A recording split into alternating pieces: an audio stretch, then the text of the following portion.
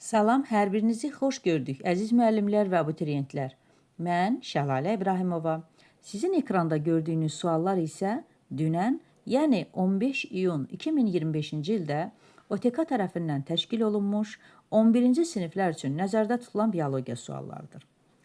Biologiya suallarına keçməmişdən öncə onu vurğulamaq istəyirik ki, imtahandan əvvəlki OTK sualları ilə müqayisədə çətinlik dərəcəsi bir qədər artırılıb. Əziz ikinci şans imtahanına hazırlaşan abituriyentlər zəhmət olmasa 150 ballıq fənninizə, yəni kimya, biologiyaların diqqətinizi daha da artırın. Bu OTK suallarının çətinləşməsi ehtimal eləməyə imkan verir ki, ola bilsin ki, ikinci şansda biologiya suallarınız bir qədər çətinləşər. Yenə hər birinizə Allah yardımcı olsun, zehin açıqlığı versin, hər birinizə uğurlar diləyirəm. Zəhmət və əziyyətiniz varsa, inşallah onun bəhrəsini görəcəksiniz. Gəlin suallara keçək. Yer armudunun meyvə yanlığını istəyir bizdən. Yer armudu mürəkkəb çiçəklər fəsiləsinə aid olan bir bitkidir. Yer armudunda toxumca meyvədir və mən onun haqqında doğru fikri seçməliyəm. Şirəli olub açılan meyvədir. Mən bu fikri seçə bilmərəm. Dərici şəkilli olub. Dərici şəkilli demirik, adətən pərdə şəkilli deyirik. Ona görə toxum qabığına bitişir deyir. Doğru kimi seçməyək. Toxum cücərəndə dağılır. Doğru fikir deyil. Toxum cücərəndə dağılır. Zaten toxumun qabığını açanda da mən pərdə şəkilli olan dəriciyi görərəm əlimlə və yaxud da ki, dağıtmaq mümkün ola bilər. Niyə tək cücərəndə deyir?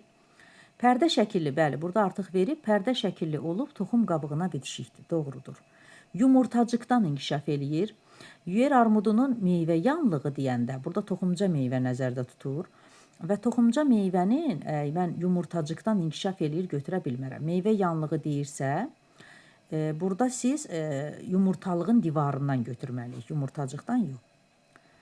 Aha, ilk dəfə Neandertallarda meydana gəlmişdir. Yəni, Neandertallarda nə meydana çıxıb, onu nəzərə alaq. Neandertallar haqqında onu nəzərə alaq ki, beyni 1400 kub santimetrdir və Neandertallar dinin rüşeymləri yaranıb. İlk dəfə Neandertallarda əmək bölgüsü gedib, bax, bu xüsusiyyətləri xatırladıq. Dini rüşeymlər yaranıb, bəli, seçə bilərsiniz. İlk dəfə dediyinə görə aydın nitq yox. Əmək bölgüsü, bəli, çənaltı çıxıntı. Çənaltı çıxıntı, bəli, Neandertallarda ilk dəfə çənaltı çıxıntı yaranıb fikrini götürə bilərik. Dini rüşeymləri də götürə bilərik. Aydın nitq olduğuna görə C bəndini götürə bilmərik. Qaşüstü yastıqcıq. Neandertallarda qaşüstü yastıqcıq var idi, amma ilk dəfə dediyinə görə biz bu fikri götürə bilmərik. Çünki pitekantroplarda da var idi qaşüstü yastıqcıq, sinantroplarda da ilk dəfə sözünə görə qaşüstü yastıqcıq harda varsa mən o cavabı götürmə bilmərəm. Şirin su hidrasının X-la işarə olunmuş hüceyrə növünün xüsusiyyətlərini müəyyən eləyin deyir mənə. Şirin su hidrasında X-la nəyi işarələyib? Onu müəyyənləşdirək. Baxın, bu daxili qat hüceyrələrdir, düzdür? Demək, X-la daxili qat hüceyrələrinin heç birini işarələməyib. Xarici qat hüceyrələrini işarələyib. Bəs bu sarı hüceyrələr aralıq hüceyrələri idi. Aralıq yazaq. Bu, içərisində kapsula olanlar görsənir. Bunlar da dalayıcı hüceyrələrdir. Deməli, nə dalayıcı hüceyrə, nə aralıq hüceyrə mən götürmürəm. Yerdə qalır dəri əzələ hüceyrəsi. X dəri əzələ hüceyrəsidir. Bölünərək başqa hüceyrələrə başlanğıc verir, aralıq hüceyrəyə aiddir. X-la aralıq hüceyrə qeyd olunmuyub. Bədənin əsas örtüyünü təşkil edir, doğrudur. Miofibrilə malikdir. Bəli, şəkildən də onun dip hissəsində siz miofibrili görə bilərsiniz. Sinir hüceyrələrindən impuls qəbul eləyir. Bəli, sinir hüceyrələrindən impuls qəbul eləyə bilər. Boşluq daxili həzm daxili qat hüceyrələrinə aiddir, götürə bilmərik. Zəhərlə dolu kapsul dalayıcı hüceyrələrə aiddir, götürə bilmərik. 2, 3 və 4 bəndini C bəndində seçmiş olduq. Skarlatina xəstəliyinin törədiciləri skarlatina bakteriyal xəstəlikdir və onun xüsusiyyətlərinə aid olan seçək. Orta qulaqda oterosklerozun törədir.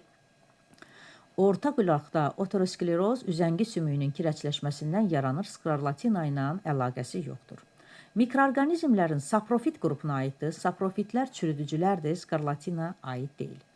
Şərti patogenlər qrupuna aiddir. Şərti patogenlər adətən skarlatina bura aid deyildi. Çünki orada şərti patogenlər belə idi ki, bədənimizdə yaşayır, şərait pis olanda xəstəlik törədir. doğru fikirlər deyil. Nuklein turşularının hər iki növünə malikdir. Bakteriya olduğuna görə nuklein turşularının hər iki növünə aiddir fikrini götürə bilərəm. Əsasən polipeptiddən ibarət kapsullan örtülür. Bu fikir virusa aiddir. Skarlatina isə bakterial xəstəlik olduğuna görə mən bu fikri götürmürəm. Hamar endoplazmatik şəbəkənin dənəvər endoplazmatik şəbəkədən fərqli xüsusiyyətini istəyir. Hamar endoplazmatik şəbəkədə membranla əhatə olunmuş kapsul və boşluqlar var. Hər ikisinə aiddir, fərqli xüsusiyyət deyil. Polipeptid sintezini həyata keçirir. Hamar polipeptid, yəni zülal sintezini həyata keçirmir. Maddələrin daşınmasını təmin edir hər ikisi. Karbohidrat və lipid sintezini bəli. Hamar endoplazmatik şəbəkə karbohidrat və lipid sintezini həyata keçirir. Dənəvər isə zülal. Maddələrin hüceyrədən xaricə daşınmasını Holgiyə aid bir xüsusiyyətdir. Bal arısı ailəsi haqqında fikir söyləyir və ana arı 1 ədəd, erkək arı 100, işçi arı 1000-dir. Əmələ gəlməsində mayalanmada bilavasitə iştirak edən qamet sayı. Mayalanmada iştirak edən qamet sözünün altından xətt çəkirik. Erkək arılar mayalanmadan yaranmır və erkək arıları siz burada qamet olaraq hesablamayacaqsınız. Ana arı 1, işçi arı isə 1000 nəfərdir. 1000 ədəd. 1001 fərd var və 1001 fərdin içərisində nə qədər mayalanmada qamet iştirak edir? 2-yə vurarsınız, 2002 alarsınız. Y bəndi. Eyler-Venn diaqramına uyğun bəndləri müəyyən edin. Təbii seçmə, süni seçmə. Növ üçün faydalı əlamətlər seçilir təbii seçmədə. İrsi dəyişkənliyə əsaslanır hər ikisi. Canlı yarandığı dövrdən təsir göstərir. Bu, təbii seçməyə aid olan xüsusiyyətdir. İnsan üçün faydalı əlamətlər seçilir. Yeni formalar yaranır hər ikisində. Ortaq xüsusiyyətdir, yəni həm təbii seçmədə, həm süni seçmədə yeni formalar yarana bilər. Əsas seçici amil insandır, altını isə biz aid eləyirik bu hissiyə. Beləliklə 1-ə aid elədik 1-3, 2-yə aid elədik 4-6, 3-ə isə aid elədik 2 və 5, C bəndi doğru cavabdır. Növbəti suala keçək. Sxemdəki prosesi həyata keçirən prokaryot orqanizm istəyir və sxemdə nə verib? İşıq, su, karbon qazı və oksigenin altından xüsusilə qeyd eləmək istəyirik. Yəni, fotosintezi həyata keçirsin, bakteriya olsun və ətrafa oksigen versin. Göy yaşıl olsun, tam doğrudur. Deməli, xlorella eukaryotdur, seçə bilməzsiniz. Foraminiferlər heyvandır, plevrakok ümumiyyətlə fotosintez eləmir. Yaşıl bakteriya seçə bilərdik, ta ki burada oksigen olmasaydı, fotosintez eləsə də ətrafa oksigen vermir. A vitamini haqqında doğru olmayan ifadəni istəyir. Çatmayanda dərinin və sehli qişasının iltihabı prosesləri baş verir. Mümkündür. Çatmayanda fagositlərin funksiyası zəifləyir. Qaraciyərdə depolaşır, böyümə və inkişafı təmin edir. Çatmayanda gözdə kolbacıqların fəaliyyəti pozulur. Bax, bu doğru fikir deyil. Çünki çatmayanda gözdə çöpçüklərin fəaliyyəti pozulurdu. Yağda həll olan vitamindir, bəli. Doğru olmayan cavab D bəndi. Rizoidlər olsun və həmin rizoidlər gövdədən çıxsın. Rizoid olsun və gövdədən. Porfira yosundur, ümumiyyətlə gövdəsi yoxdur. Dəniz kələmində də gövdə yoxdur. Sfagnumun rizoidi yoxdur. Qıjının isə kökü var, rizoidi, yəni yetkin qıjıdan söhbət gedir. Protalın altında da rizoidlər gövdə yoxdur da, orada tallumdur. Ona görə qalır quş mamırı götürmək. Oğlanların boy artımı əsasən hansı inkişaf mərhələsində başa çatır? Bu sualda başa çatır dediyinə görə, baxın, mən 20-25 yaşlarında adətən oğlanlarda boy artımı götürürük. Cavabla bir qədər razılaşmıram. Yenə siz də baxarsınız, fikirləriniz mənim üçün önəmlidir. Hansı inkişaf mərhələsində başa çatır deyir. 25 yaşı adətən yetkinlik dövrünə təsadüf olunur. Çünki 21 yaşdan 25 yaşa qədər. Amma bizə etalonda cavab olaraq A bəndi verilib. Yenə deyirəm, mən bu sualda olsaydı yetkinlik götürərdim. Yenə də siz fikirlərinizi mənim üçün bildirərsiniz. Çünki sualda başa çatır deyir. Boy artımı 20-25'dir, 25 yaşda yetkinliyə təsadüf edir. Yenə davam eləyək. 12-ci suala baxırıq. Sxemə əsasən işıq şüalarının növlərinin dalğa uzunluğunun artma ardıcıllığı ilə Necə? Artma ardıcıllığı ilə. Əvvəlcə işıq şüalarını müəyyənləşdirək. İstilik mənbəyidir deyirsə, bu infraqırmızı. Yüksək kimyəvi həssas fəallığa malikdir, qısa və uzun ultrabənövşəyi. Fotosintez üçün görünən şüalar istəyir. Deməli, dalğa uzunluğunu artma istəyirsə, ən az dalğa uzunluğu olan 2-dir, sonra 3-dür, sonra 1-dir. 2, 3, 1 isə A bəndində bizə verilib. Növbəti suala keçək. Kəpənəyin qanadı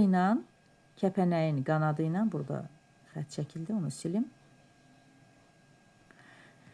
Analoji orqan müəyyənləşdirin. Analoji orqan nə idi? Xarici görünüşünə görə bir-birinə oxşasın, eyni iş görsünlər, lakin mənşəyi müxtəlif olsun.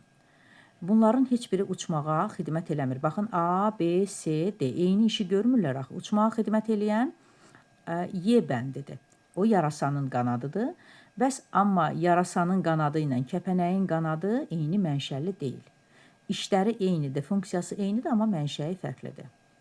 İnsan skeletində şəkildə göstərilən, verilən hissəsi gövdə skeletinə aid olan neçə sümüklə birləşir? Onurğa sütunu verib bizə. Gövdə skeletinə aid olan neçə sümüklə birləşir deyir. Gövdə skeletinə nə aid idi? Onurğa sütununun özü, döş sümüyü, bir də qabırğalar. Döş sümüyü ilə birləşməz. Qabırğalarla birləşər, bəli. Bilavasitə mi deyir? Bilavasitə, bəli, birləşər. Onda mən burada onurğa sütunu bilavasitə gövdə skeletinə aid olan 24 sümüklə birləşdiyini qeyd eləyərəm. Növbəti suala keçək. Nereid soxulcandan fərqli olaraq. Nereiddə 2 demək antenləri var idi onların, gözlərinin sayı 4 ədədi idi. Sonra ikinci bədən boşluğuna malikdir. Hər ikisi ikinci bədən boşluğunu. Saf qurtlara xeyr, həlqəvi qurtlara xüsusi hiss orqanları var. Bəli. 2 çıxıntısı var idi, 4 dənə də gözü vardı. Amma soxulcanın nə gözü var, nə də çıxıntısı. Qəlçəmələrlə tənəffüs eləyir, o qum qurduna aid olan xüsusiyyətdir. Və bütün bədən səthi ilə tənəffüs eləyir, hər ikisi bütün bədən səthi ilə. Mən isə fərqli xüsusiyyət istəyirəmsə, C bəndini götürməliyəm. Meyvə yanlığının əmələ gətirən bitişik strukturların sayı. Çiçək yanlığını üzr istəyirəm. Əmələ gətirən bitişik strukturların sayı. Gəlin baxaq. Əvvəlcə düsturu yazaq. K5 L 3 plus 2 mötərizədə idi. Çiçək yanlığı bu ikisidir. Y 9 plus 10 yazaq və D1 götürək. Çiçək yanlığını əmələ gətirən bitişik elementlərin sayını istəyirsə 5 buradadır, 2 də burada. Demək, siz bitişik elementlərin sayını bir çiçək üçün 7 götürəcəyik. Çiçək strukturlarının ümumi sayı 5, üstə gələk 5, üstə gələk 10, 21. 21 götürə bilərik. Və nisbət istəyir bizdən A və B-nin nisbəti, yəni 7 bölək 21, o da 1 bölək 3 cavabı bizə uyğundur. Onurğa sinirləri, sinir impulslarını hər iki istiqamətə ötürür. Onurğa beyindən çıxan sinirlər deyir. Ona görə həmin sinirlər, necə sinirlərdir? Qarışıq sinirlərdir. Onurğa beyindən 31 cüt qarışıq sinir çıxır. Qarışıq sinirlər o deməkdir ki, nə? Yalnız hissi neyronlar, doğru deyil. Hissi və hərəki, bəli, qarışıq sinirlər həm hissi, həm də hərəki neyronların uzun çıxıntılarıdır. Hərəki və ara ümumiyyətlə mərkəz sinir sistemindən kənara çıxmır. Yalnız hərəki. Hissi, hərəki neyronların qısa çıxıntılarıdır, olmaz. Cavab, hissi və hərəki neyronların uzun çıxıntılarıdır. Çünki həm informasiyanı mərkəz sinir sisteminə ötürür, həm də mərkəz sinir sistemindən orqana ötürdüyünə görə hər ikisi iştirak eləməlidir. Yetkin xanı balığında hansı üzgəclər cüt saydadır? Anal üzgəci tək saydadır. Tək üzgəclərə baxaq. Anal üzgəci tək quyruqda təkdir. Cüt nə qaldı? Döş və qarın 4 ilə 5-i seçirəm. Amma xanı balığı dediyinə görə bel üzgəci cüt üzgəci olmasa da sayı 2-dir. Bizdən cüt üzgəc istəmir. Deyir ki, cüt saydadır. Onda mən 2-ni də nəzərə alıram. 2, 4, 5. Müsbət azot balansı haqqında düzgün ifadəni müəyyən eləyin. Müsbət azot balansı o idi ki, orqanizmə daxil olan azotun miqdarı xaric olan azotun miqdarından çox olsun. Adətən uşaqlarda belə olur. Baxaq cavablara. A bəndində bizə doğru verir. Və orqanizmə B bəndində deyir ki, daxil olan azotun miqdarı xaric olunan azdır. Bu mənfi azot balansıdır. Yaşlı adamlarda müşahidə olunur. Bütün yaş dövrlərində müşahidə olunur. Azotun miqdarı xaric olunan azotun miqdarından az olur. Doğru fikir deyil. Mənfi azot balansının xüsusiyyətini göstərir. Göyərçini, gövşəyən məməli heyvanların kameralarının sayı istəyir. Ürək kameralarının sayı 4. Gövşəyən dediyinə görə mədədəki kameraların da sayı 4. 4 üstə gələk 4, 8. 8 bizə harda verilib? Ev itinin ifrazat sistemi orqanlarının sayı. Baxaq, 2 böyrək, 2 sidik yaxarı, tək sidik çıxarıcı kanal, sidik hissəsi 6 eləyir. Mən isə 8 olanı seçməliyəm. Döş fəqərələrinin sayı 12 eləyir. Əksər məməlilərin boyun fəqərələri 7 eləyir. Ev göyərçininin çiyin quşağı sümüklərinin sayı 6 eləyir. Caynaqlı barmaqlarının sayı bəli, hər ayağında 4 barmaq olduğuna görə 8 cavabını almış olaram. İllik halqalar həmişə eyni qalınlıqdadır. Bu, ekvatorial qütbdə yaşayan ağaclarda olur. Bizdə isə həmişə eyni qalınlıqda olmur. Yəni, bütün ağaclar üçün götürə bilməzsiniz. Gövdənin kambi qatında yerləşir. İllik halqalar oduncaqda yerləşir və onu saymaqla ağacın yaşını təyin edir. Əsasən qışda əmələ gəlir, əksinə kambinin fəaliyyəti qışda dayanır və illik halqa əmələ gəlmir. Gövdənin özək qatında yerləşir, doğru deyil. Kambinin fəaliyyətindən yaranır, doğrudur. İnsanın arterial qan ürək boşluğuna neçə damarla daxil olur? Ağciyər venaları 4 ədəddir. Ağciyər venaları ilə ürək boşluğuna 4 dənə damarımız daxil olur. 4. Və neçə damarla çıxır? Adətən ürəyin sol tərəfi ilə əlaqədar olan damarlarda gəlir və çıxır. Orada arterial qan olur. Sağ tərəfi ilə əlaqəli olan damarlarda isə venoz qan olur. Bizdən arterial soruşduğuna görə ağciyər venaları 4 ədəd gətirəcək, aorta 1 ədəd. 4 və 1 nisbəti isə aortada çıxardan damarımızdır.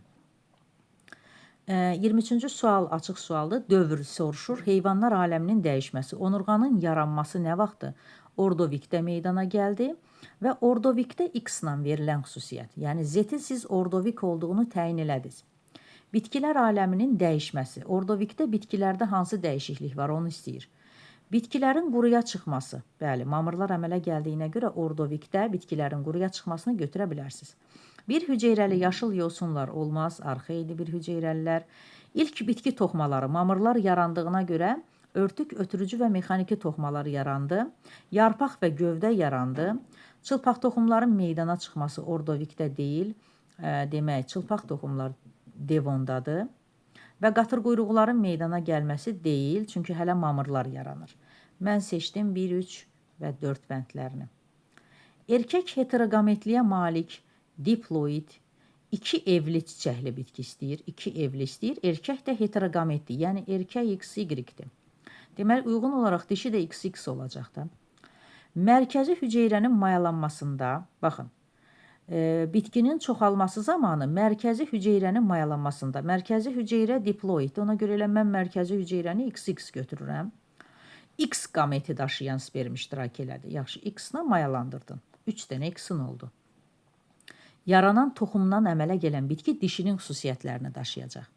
Çünki erkəyin xüsusiyyətləri olması üçün Y qameti gəlməli idi. Demək, mən dişiyə aid xüsusiyyətlər seçməliyəm. 2 cinsli çiçək əmələ gələ bilər. Bitki 2 evlidirsə 2 cinsli çiçək olmaz. Öz-özünə tozlanma gedər. Yenə deyirəm, bitki 2 evlidirsə öz-özünə tozlanma da getməz. Tozcuq dənəsi erkəyə aid olan xüsusiyyətdir. Tozcuq dənəsi olmaz. Rüşeym kisəsi, bəli. Dişiyə aid olan xüsusiyyəti, tozcuq borusu, bəli. Deməli, cavab 4 və 5. Dişiyə aid olan xüsusiyyətləri seçmiş olduq. DNT molekulunun müəyyən hissəsində, məsələ DNT-yə aiddir. Ölçüsü kiçik olan azot əsaslarının cəmi. Deməli, ölçüsü kiçik olan istəyir, baxaq. Mən adenin və guanini ölçüsü böyük kimi tanıyıramsa, timin və sitozini ölçüsü kiçik olan kimi tanıyıram və bunların cəmi mənə 2000-i verir. Və deyir ki, adenin azot əsaslarının guaninə nisbəti 3-dür. Yəni, adenin bundan 3 dəfə çoxdur. Nisbət 3 olduğuna görə. ADN 3 dəfə çoxdursa, demək timinin də sayı ADN-nin sayına uyğun olacaq. Hidrogen rabitələrin sayını istəyir. Gəlin baxaq. Timin və sitozinin cəminin 2000 olmağından yola çıxaraq 3x üstə gələ x bərabərdir 2000 götürərsiz və 4x bərabərdir 2000 olar. X da bərabər olar 500-ə. Deməli, sitozinlərimiz 500-dür, guaninlərimiz də 500-dür, sitozinlərimiz də 500-dür. 3 dəfə çox isə nədir? Timinlə adenindir. Mən nukleotidləri tapım. Nukleotidləri necə tapıram? Adenin üstə gələ timin, üstə gələ guanin, üstə gələ sitozin. Bərabərdir. Adeninlərin və timinin yerinə 1500 yazıram. Yenə vuraq 2 yazım da. Guanin və sitozinlərin yerinə isə 500 vuraq 2 yazım. 2 ədəddir. Beləliklə 1500 üstə gələ 1000, deməli bu eləyir 3000, üstə gələ 1000, 4000 cavabını aldım. Amma məndən hidrogen rabitə istədiyinə görə təzdən üzərinə guanin qədər də gəlirsiniz və cavab 4500. Növbəti suala keçək. X-i hesablayın, X-i hesabladıq və 4500 aldıq. Buraxılan sözlərin ardıcıllığını müəyyən eləyin. Xəstəlik törədicilərini kimyəvi və bioloji preparatlarla məhv eləyirəmsə, dezinfeksiya eləyirəm. 2. Buxarla məhv eləyirəmsə, sterilizə eləyirəm. Yoluxucu xəstəliyin törədicilərinin canlı keçiricilərini məhv eləyirəmsə, dezinseksiya eləyirəm. Deməli, cavab olaraq mən seçdim 26-cıda. Seçmiş oldum 2, 3 və 1. 27-ci suala baxırıq. Ürək quruluşları verilib mənə. Demək, ürəyin arası, birincidə demək, 3 kameralı bir ürəkdir, ikinci və üçüncü 4 kameralı bir ürəkdir. Və birincidə ara kəsmə yoxdur arasında, yəni sadəcə burada bir işarə verilib, ara kəsmə yoxdur. Ara kəsmə yoxdursa, onda qurbağanı bura aid eləyək. Bu, məməli heyvandır. Baxın, sağ tərəfə 3 damar var. Baxın, 1, 2, 3. Onda məməli heyvandır. Y bəndi, burada bir məməli heyvan var, o da itdir. Bu isə quşun ürəyidir. Burada da B və D bəndini götürərsiniz. Quşlar 2 ədəd verilib. İlan isə heç birinə aid olmadı. Situasiya sualına keçək. Situasiya sualı maraqlıdır. Gəlin baxaq, amma bir qədər demək, səliqə yaradaq. Burada bir qədər səliqə yaradaq. Başlayaq situasiya sualına. Deyir ki, noxudun, deməli, toyuqlarda noxudvari pipik, A hərfini yazaq. Noxudvari. Böyük yayla. Sadə pipiyi kiçik yayla işarələ. Tünd rəngli, qara rəng deyir özdə. Qaranı böyük B ilə işarələ. Ağ rəngi isə kiçik B ilə işarələdim. Deyir ki, rəng qeyri-tam dominantlıqdır. Böyük B, kiçik B ilə yanaşı gələrsə, mən neyiniyim? Mavi götürüm. Çünki qeyri-tam dominantlıqdır axı. Və fermada bir xoruz var, 2 dənə də ayrı-ayrı toyuq var. Və deyir, 2 eni də bərabərdir, 78-dir bunlar. Verilənləri yazdıq. Toyuqları bilmirik, xoruzu da bilmirik, əlamətlərə əsasən təyin eləyək. Baxaq, əvvəlcə toyuqlara baxaq. Birinci sahədə pipiklərin formasına görə heterozigot götür. Böyüyə, kiçiyə. Ağ rəng götür, kiçik beylər. İkinci sahədə hər iki əlamətə görə diheterozigot. Böyüyə, kiçik beylər. Üzr istəyirəm. Aha, böyük B, kiçik B. Hər iki əlamətə görə heterozigot istədiyinə görə böyük B, kiçik B. Bəli. Mən artıq toyuqları təyin elədim. Və indi xoruzum. Deyir ki, xoruzun birinci sahədəki toyuqlarla, yəni bu sahədəki toyuqlarla çarpazlaşdırılmasından cücələrin hamısı mavi rəngli alınıb. Verilənə əsasən mavi rəng nə vaxt alaram? Böyük B, kiçik B olanda xoruz böyük beyləri imiş ki, cücələrin hamısı bir qayda olaraq mavi alınıb. Yarısı isə sadə pipiyə malik olub. Yarısı sadə pipiyə malik olub deyirsə, mən burada kiçik yağlarla işarələməliyəm ki, böyük yağ zaten toyuqda var. Deməli, təqribən xoruzu biz təyin elədik. Və xoruzun genotipini də təyin elədik. 28-ci suala keçək. İkinci sahədəki toyuqlarla xoruzu çarpazlaşdırılanda ən çox ehtimal olunan genotip nisbətini müəyyən edin. Artıq mən genotipləri yazmışam, amma nisbət yazmamışam. Böyük yağ, ikinci sahədəkini istəyir. Böyük yağ, kiçik yağ, böyük B, kiçik B-ni, kiçik yağlar böyük B-lərlə çarpazlaşdırım. Qamet alım və zaten məndən Pennet cədvəli qur deyir. Və Pennet cədvəli qurmayanda şagird, abituriyent ona tam bal verilmir.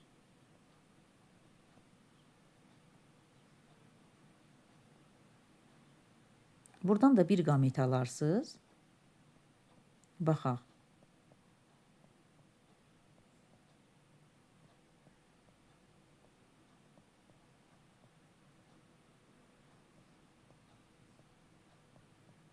Böyük B-lər və kiçik yağlar, böyük B, kiçik B. Məndən nə istəyirdi? Genotipin nisbətini istəyir. Baxın, hər bir genotipdən tək-təkdir. Ona görə genotip nisbətini istəyirsə, 4 fərdin hər birinin genotip nisbəti tək-təkdir. Və mən yazdım. 29-cu suala keçək. Toyuğun yumurtalığının 29-cu suala keçməmişdən öncə 30-a keçək, çünki 29 fərqli tipdədir, 30 fərqli. Xoruzun genotipini və fenotipini müəyyənləşdirin. Zaten biz xoruzun genotipini kiçik yağlar, böyük B-lər olaraq yazdıq. Bu onun genotipidir. Bəs fenotipi nədir? Fenotipinə də baxaq, açar düzəltmişdik burada özümüz üçün. Kiçik yağlar olarsa, sadə pipikli, qara rəng. Deməli, fenotip istəyirsə məndən sadə pipikli və qara rəng. Bəli, artıq biz bunu təyin elədik. Qaldı 29-cu sualımız. Keçək və 29-cu sual üçün mən bir qədər ekranı təmizləyim ki, rahat yazmaq bizə qismət olsun. Toyuğun yumurtalığının yetişmə mərhələsinə 15 hüceyrə daxil olub. Deməli, mənim hüceyrə sayım 15.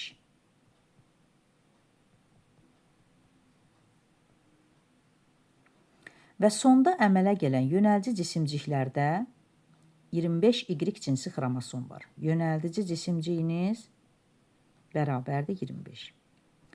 X cinsi xromosomlu qametlərdə autosom xromosomların sayını, qametdə autosom. Bizim belə bir sadə bir düsturumuz var idi. Hüceyrə sayı üstə gələk X xromosomlu qamet bərabərdir Y yönəldici cisimciyin sayı.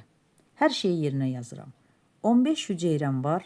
X xromosomu daşıyanı bilmirəm. Yönəldici cisimciyim də 25-dir. X-i tapmaq üçün 25-dən 15-i çıxıram. Beləliklə, X cinsi xromosom daşıyan qametlərim 10 ədəd oldu. Düstura əsasən. Və mən həmin qametlərdəki autosom xromosomları hesablamalıyam. Toyuğu bayaq mənə vermişdi. 2N bərabərdir, 78 idi səhv eləmirəmsə. Bəli, 2N bərabərdir, 78 idi yazıram. Demək, N-in bərabərdir. Qametdə haploid xromosom olduğuna görə 39. Autosom dediyinə görə 1 çıxarsız 38. Bu bir qamet üçündür. Siz 10 qametə sahib olduğunuz üçün məsələnin şərtində 38-ə vurarsız 380 cavabını almış olduq. Beləliklə, biz OTK suallarına aydınlıq gətirdim. İnşallah hər biriniz üçün sadə bir dildə izah elədim. Vaxt ayırıb dinlədiyiniz üçün sizə təşəkkür edirəm.